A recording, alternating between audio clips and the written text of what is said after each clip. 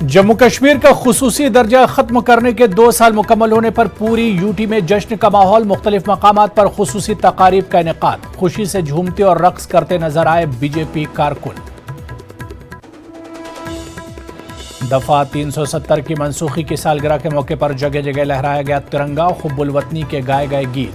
खवातीन ने कई मकामात पर निकाली तिरंगा यात्रा। कहा हर तबके को मिले हैं हुकूक। पिछले 2 बरसों के दौरान जम्मू कश्मीर को धकेला गया है तबाही की तरफ। गुपकार अलायंस की मीटिंग के बाद मोहम्मद यूसुफ तारेगामी का बयान। कहा 370 की बहाली के लिए जारी रहेगी जद्दोजहद।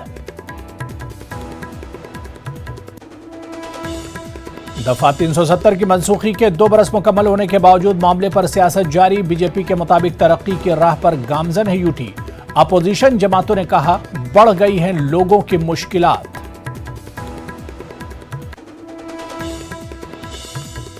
नॉटिंघम टेस्ट में अच्छी शुरुआत के बाद लड़खड़ाई टीम इंडिया। केएल राहुल ने मुकम्मल की निस्फ सेंचुरी। कल मेजबान इंग्लैंड को 183 रनों पर हिंदुस्तानी गेंदबाजों ने रोक दिया था।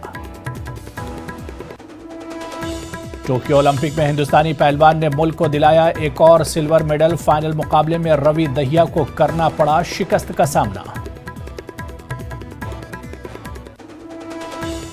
और ओलंपिक में हिस्सा लेने वाले और मेडल पाने वाले खिलाड़ियों पर सरकारों ने इनाम का किया ऐलान। किसी सरकार ने नौकरी तो किसी ने करोड़ों की रकम देने का किया ऐलान।